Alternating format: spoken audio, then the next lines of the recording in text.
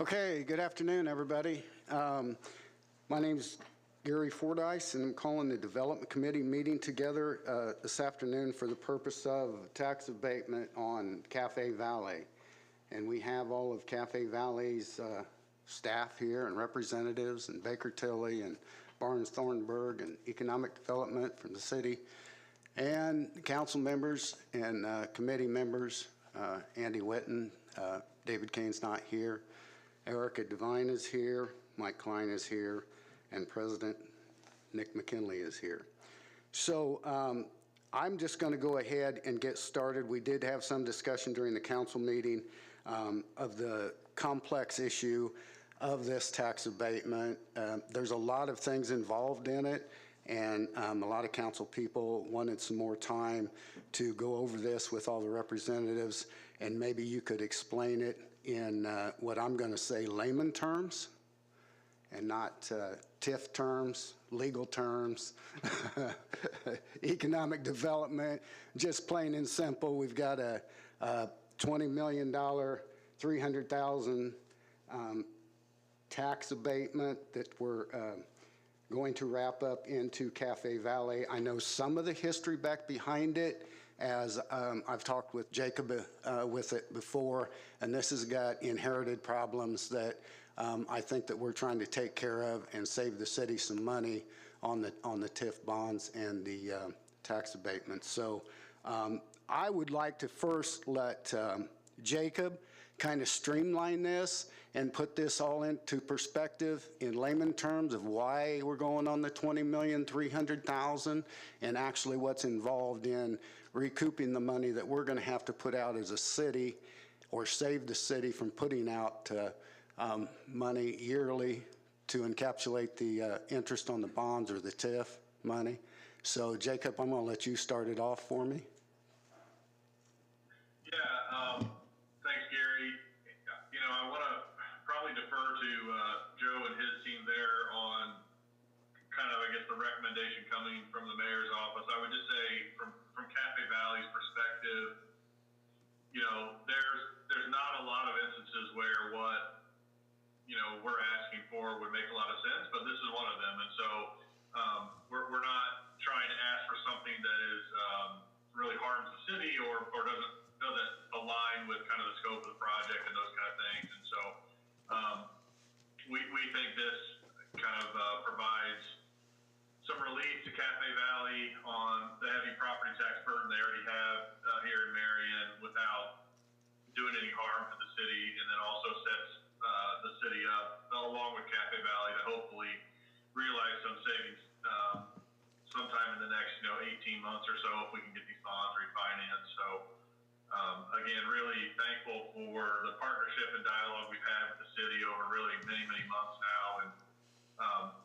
happy to help any way I can to help everybody get comfortable with what's being proposed here, because as you said, Gary, it is quite complex. Okay, Jacob, who do you want to deflect to on this to answer any questions on it? Did you say Joe? Yeah, I know Joe's prepared to kind of talk through again some of the technicalities, I think, of what the proposal is, and if there's any questions related specifically to Cafe Valley and what their plans are, I'm happy to kind of take those on. Okay, I appreciate it. Thank you. Yeah, all right, there we go. Okay, so I'll make a quick point that I think was mentioned at the very end of the council meeting on the, what was it, the 7th, that I want to reiterate to start this conversation, which is that from the city perspective, we feel this is fully appropriate, not only because Cafe Valley has an existing issue that they're having to pay a lot of out-of-pocket costs for, but just on the basis, if we're just taking the tax abatement on its face and looking at it, we feel it's appropriate because at this level investment, $20 million and 100 jobs added at $19 an hour, standard economic development practice throughout the state of Indiana, whether you're in Grant County or any other county in the state, would say that I think a 10-year declining tax abatement would be appropriate. So that's 10 years, starting at 100, working your way down by 10% at a time. The problem with that normal arrangement would be that if you apply that to our situation, because of the baggage that we have existing, you get net out to like a $245,000 net abatement value for the client, Cafe Valley, in that situation. Whereas typically in another county, in another set of circumstances, that would net you somewhere closer to $1 million in benefit to the business. So what we did was we originally looked at a structure like that. We found out that because of the existing baggage, we needed to increase the levels to try to get to an outcome that we thought was appropriate, and that's why we got to the 12-year 100% abatement, which, again, to reiterate what we mentioned last time we met, nets you out to about $620,000 in net benefit to Cafe Valley in terms of tax incentive, which is still well below what would happen in a traditional case where these other external factors did not apply. So that's kind of the basis for why we feel this is an appropriate abatement at this time. Okay, thank you. I'm going to open it up. Sorry, I'm going to open it up to the council members and the committee members. If you've got questions on this, please feel free to ask any of the representatives. Hi, thank you, guys. I don't know if this is for you guys, probably not as much as it is for us. What kind of precedent does this set? We do this. If someone else wants to do something similar, I mean, my thought is we look at it case by case. Doing it once doesn't mean we do it all the time. I'm just, what kind of precedent do we think this sets?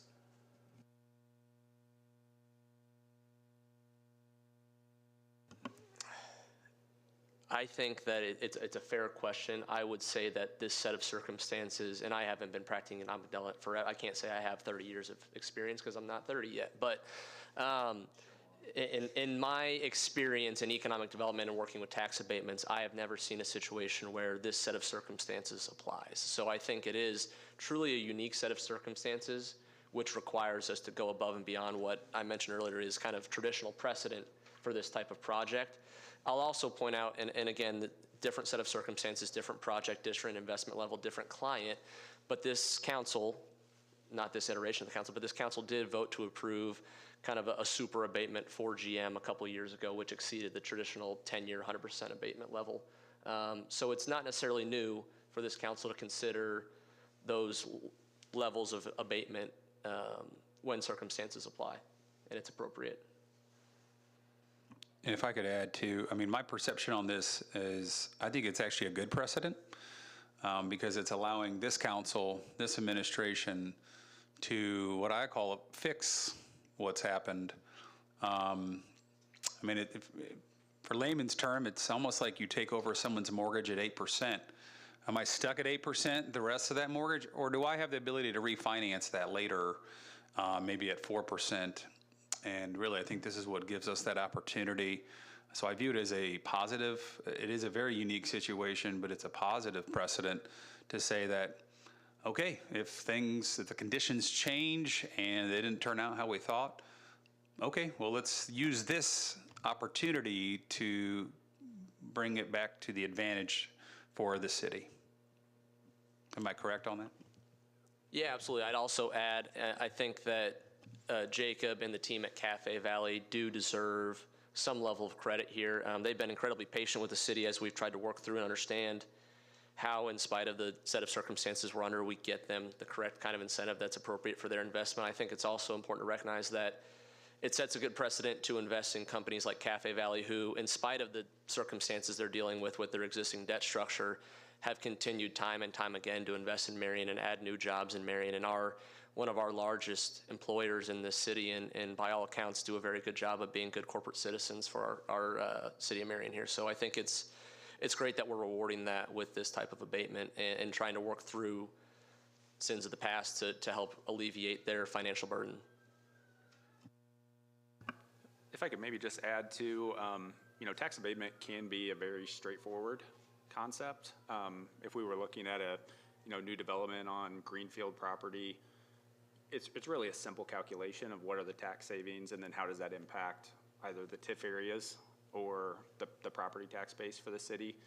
There's a couple things that can complicate tax abatement, and we're seeing that with Cafe Valley, and to Joe's point, we saw that with General Motors as well. One is tax abatement's very simple with either new personal property, so manufacturing equipment, or with a building.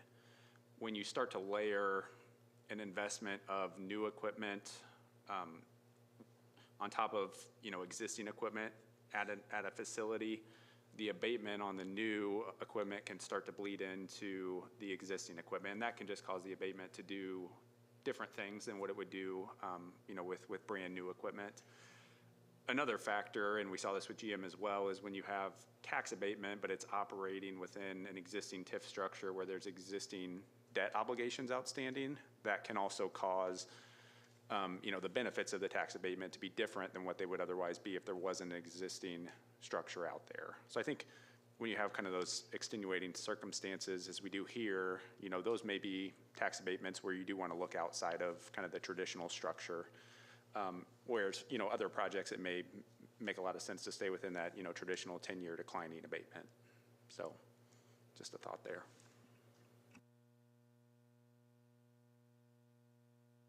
Does any other council people have any other questions or comments?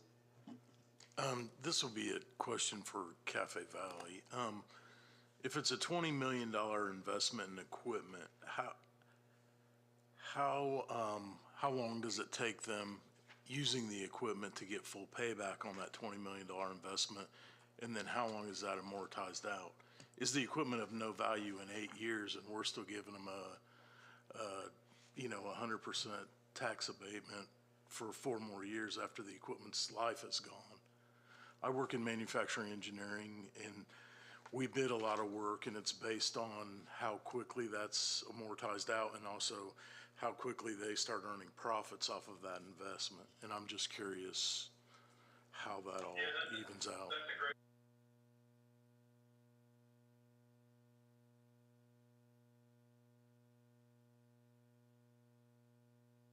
This investment are geared towards a new production line. So obviously those components obviously will have to be maintained and all those kind of things, but certainly the intent would be to keep that line going for at least a decade. I think most relevant maybe to your question as it relates to this conversation would be the way the assets change over time in terms of tax values. So I'm going to try to answer it that way a little bit and maybe kick it to Andy, and then if that doesn't answer your question, then we can come back and try again. But so in Indiana, kind of despite no matter how old the asset gets, right? If you had it for 6 years or 60 years, the taxable value never goes away on that in Indiana as long as that asset is in use. So the idea that you would be abating something that no longer has taxable value doesn't really happen in Indiana. We call it the 30% floor. There's a little bit more nuance than that, but in general, once an asset is depreciated for tax purposes, it's not really relevant. It still is taxed at 30% of the value that you acquired it at. So that all goes into kind of how the abatement itself functions. You're not abating something that does not also have taxable value, if that makes sense. I don't know, Andy, if you want to put a finer point on that. No, I think that was perfect. I mean, my understanding is this is all like 6 to 8 year useful life equipment, but to Jacob's point, it'll depreciate down to that floor, and if it's there for 15, 20, 30 years, it'll continue to pay taxes at that level as well. Thank you. If we choose not to do the additional abatement, when would these bonds have been paid off, the original ones?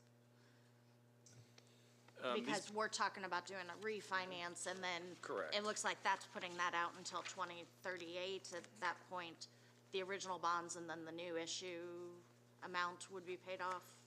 Correct. So you should have a copy of our numbers here. The 2 bonds that we would look to refinance are on pages 11 and 12. So those are the A1 bonds and the A2 bonds. Both of those currently have payments out through February of 2038. With the refinancing, it's possible that term could be shortened. Typically what's done is the bonds would remain outstanding through 2038, but if we're able to reduce that interest rate, it would simply reduce the annual payment. So I'll maybe have you look at the page 12, the A2 bonds. So you can see annual payments on those are currently about $230,000 per year. The hope is if we can bring that 5.46% interest rate down significantly enough, we may be able to reduce that 230 and maybe get it down somewhere in the $150,000, $200,000 range. So that could be, $50,000, $80,000 a year in savings for the city. And that's just gonna depend on how much interest rates come down from where they are currently compared to where they are on the existing. And the A1 are the ones that Cafe Valley and the A2 are the ones that the city's paying. Correct. And the A2 ones, the reason why the city's paying is because that part of the TIF district never developed. That's my understanding.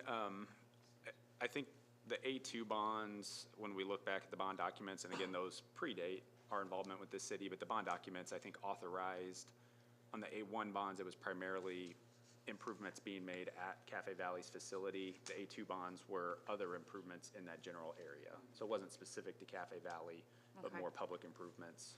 So in theory, we could still see that development and then recapture some of that revenue and help this out in the long run too. Correct. So that's based on our willingness and the individuals that we have now in place, their ability to bring economic development into those areas to help deal with that. Okay, so we're not actually, I'm sorry, and I misspoke, we're not actually issuing new bonds, you were talking about refinancing. We're Refinancing, just talking about the tax abatement. So, because at this point, Well, and if I may interject, Yep. just I think one important point to make right now is that as part of the documents that were presented to you at the council meeting on Tuesday was the economic development agreement, and as part of that agreement, the city kind of took over the control over that refinance project. So in addition to approving the abatement, we're also retaining the right to refinance those bonds at a time of our choosing as long as it's mutually beneficial. So each party benefits from that refinancing process. So if we are to approve that agreement, it kind of puts the ball in our court to be able to do that at a time of our choosing. And it allow us to, Andy and his team, to tee that up in advance so that we have all the documents prepared so that as soon as rates align with what is going to be the maximum benefit to the city, we can execute that refinance. okay. Which could mean either extend it out or not go any further because of the rate, which is what you were talking about, that could change Correct. the Yeah, payments from that. The drop in payment would be as a result of the lower rate. Yeah. Okay. And as long as it's beneficial, so Cafe Valley can't say, no, don't change this, or, does that go, when we do that bond rating though has to be, both us and Cafe Valley have the ability to do that bond, or is it solely on the city's bond rating, bond authority? It would be completely on the city. So both the A1 and the A2 bonds have multiple layers of security behind them. The city is ultimately behind the A1 bonds, but there are several layers, and as long as Cafe Valley's there, they will always be responsible for that payment. So the project TIF makes the payments first. The extent there are shortfalls, the Cafe Valley is responsible for those shortfalls. But because the bonds are ultimately backed by the city, it would be, we would look to refinance based on the city's credit and the city's bond rating. So I think there's actually maybe two-tiered benefit. One is, a direct reduction on the A2 bonds, which would reduce what the city's paying currently. And then two, if we're able to refinance the A1s, that does, reduce the city's exposure on those as well. As there is some city backing on those, as I said, several layers down on the security level. Okay.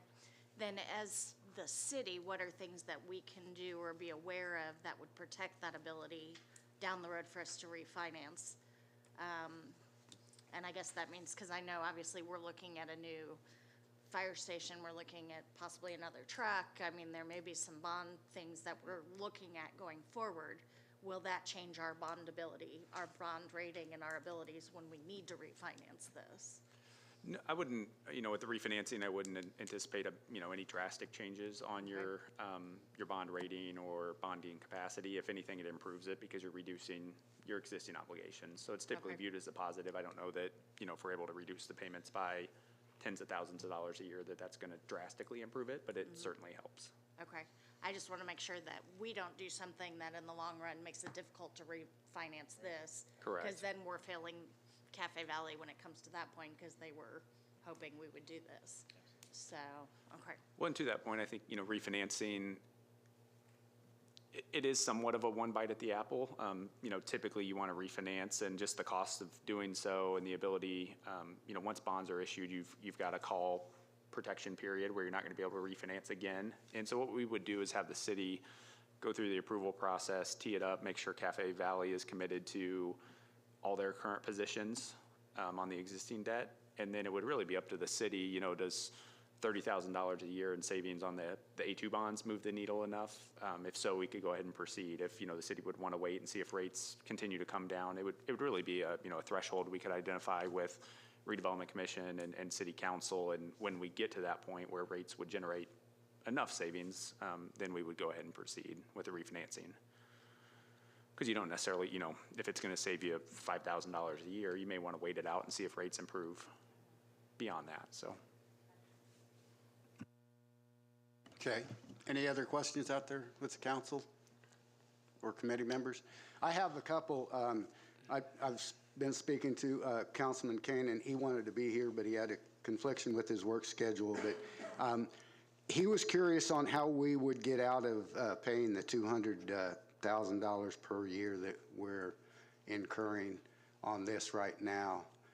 Is this going to have any effect on that? Will it reduce that? Will it get us out of that? And I guess, Joe, you could speak to that for me, please. Yeah, it comes a little bit back to the conversation we just had. I don't know if we have a short-term solution to getting us out of making those payments entirely. However, the refinancing, which Cafe Valley is committing to in the economic development agreement, would allow us to, and our hope is, again, that we can maybe lessen that annual payment by, $30,000, $40,000, $50,000 a year as part of this process, which Cafe Valley, as part of a tax abatement, would not normally be obligated to do. It's something that we insisted we included as part of this agreement so that the city is receiving some level of benefit from this project as it, in addition to the investment and the jobs. And that's another point I wanted to make that's a little bit, it's on the topic of the economic development agreement. Another thing that is included in that document, which you may or may not have noted, is that there are going to be 100 new jobs added as part of this project. Those are going to be completed and installed by December of 26, so December of next year. We're talking about 2 years out to hire those 100 new jobs, but then we've included language in there that commits them to maintaining a level of employment over 800 jobs for the duration of the tax abatement. So we'll be creating those jobs, and they'll be added and then not just dropped as soon as they hit their obligation, right? They have to hold that through the abatement, and there are recourses that we can take if they don't maintain that level of hiring. So I think it's important, in addition to the investment in the personal property that they're talking about making, we acknowledge the jobs that are going to be created as part of this project, and that by doing this project, Cafe Valley is affirming that Marion is an important part of their business strategy long term, and that we're going to be kind of their central hub for production nationwide for the next decade plus. Okay, thank you, Joe. Yep. I want to touch on that just a little bit, because normally on all tax abatements, when we give a tax abatement, we take into consideration the new number of employees, and I think this is really, really important, is because they are committing to 100 new employees, and right now they have 700. So we compensate on that with income taxes. So when we give a tax abatement, we get a compensation back with income taxes because of the promise of jobs. And that's how we try to balance it out when we give tax abatements.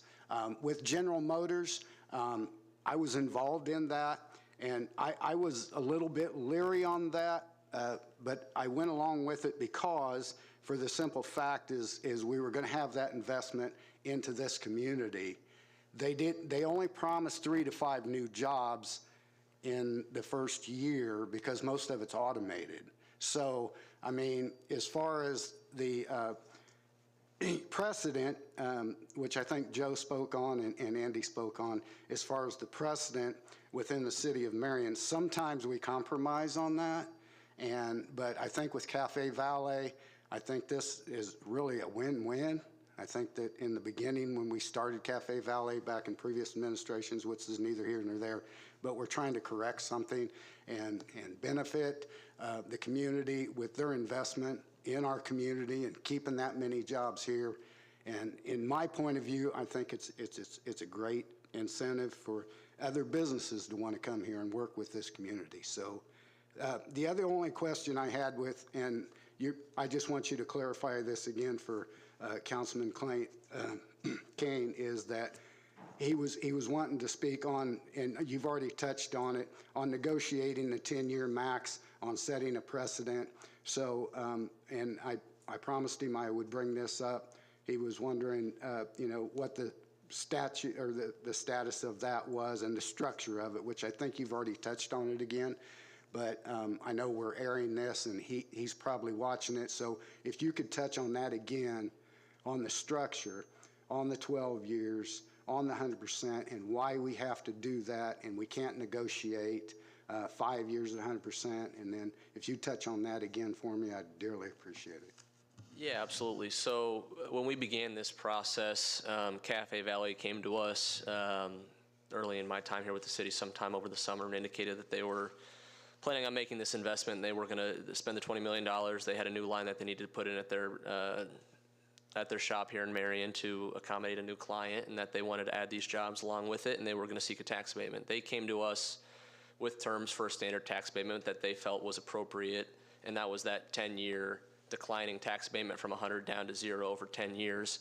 At that time, we took that under consideration. We got with Andy, our financial advisor, and he ran a simulation identical to the one you see before you today. And what we found out was that, we expected to see somewhere in the net benefit to Cafe Valet of $700,000-800,000 is what we kind of thought was going to be the case at the time. What we found out was that number was closer to $250,000 in, again, net tax relief to Cafe Valet. So we provided that information to Cafe Valet, said this is what we've seen on our end as far as what your net benefit would be for this program. And they countered to us and said, well, you understand what the outcome we're trying to reach is, and we'd like for you to work with us a little bit on the structure so that we can get closer to that outcome, even though the process might look a little different because of the baggage that exists in this project. And so that's how we got to the 12-year, 100% over 12, 100% 12 years every year, because we wanted to get to that net benefit that we felt matched the investment number for them, and is kind of, again, as I mentioned earlier, standard practice, par for the course, however you want to put it, in Indiana economic development, that when you're making this level of investment, and Cafe Valet's committed to, again, the jobs numbers as well, and holding those jobs throughout at least the 12 years of this abatement, we think it's more than fair what we're getting in return for that tax relief. And an important point to make here that I think everybody needs to understand as well is that if we were not to abate this money, that is not money that the city gets back in just free money to go out and spend around town and do new projects, right? That's not paying for our new fire station or anything like that. Ultimately, that money, if it doesn't go as a tax relief to Cafe Valet, is going to go towards servicing the bond it'll fall into the TIF, and then that TIF capture will pay off those A1 bonds and then the subservient B series bonds. So ultimately, the city stands to gain nothing by not abating this. We get a lot out of this economic development agreement if we do allow the abatement to proceed, because we're going to be able to refinance the bonds that are currently outstanding, and we also get this huge jobs and economic commitment from Cafe Valet. Thank you, Joe. I appreciate that. Absolutely. Thank you. Real quickly, Gary, if I can add on there. Do you guys hear me? Yeah, go ahead. Okay, thank you. I think this is relevant to Mr. Kane's question. Because, we could have gone, it's why 12 years, right? 10 is kind of the normal. Why 12? Why not 15 or why not 18, right? In Indiana, you can actually go all the way up to 20. 12 years made a lot of sense for a few reasons, but I think the most relevant to this part of the discussion is if you look at the way all this would happen between now and the end of the bond period, which is, as was discussed earlier, is 2038, the effects of this abatement, as we have it in front of you today, that all kind of concludes at the exact same time that these nice way to kind of bundle all this stuff together and say, okay, we're going to put this structure into place for the foreseeable future. In 2038, the effects of this abatement would conclude, the bonds would be finalized, and then it's like we all get to start over in 2039 with a fresh slate, and if Cafe Valley considers additional investments in Marion, the bonds are gone, this abatement is effectively, has no further impact, and everybody can kind of move forward and do things that make a lot more sense at that time. So I just want to add that to the context as well, because that 12-year term made all that stuff line up really, really well. Okay, thank you, Andy. I appreciate that very much.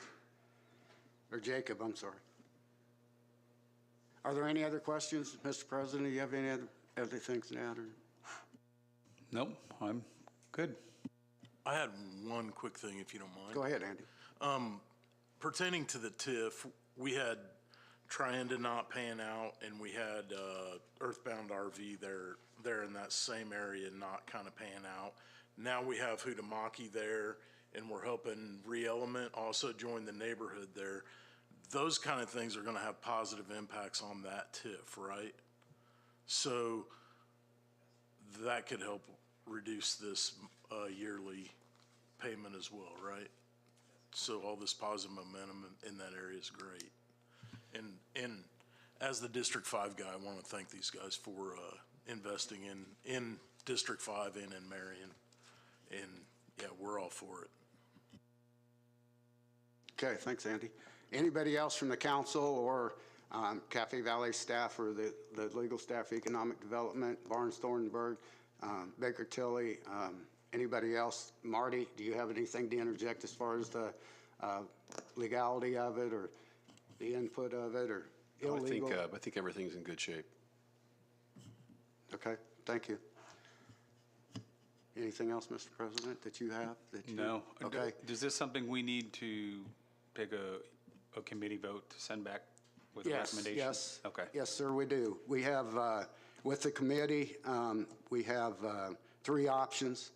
We make a favorable recommendation from the committee, a non-favorable recommendation, or no recommendation.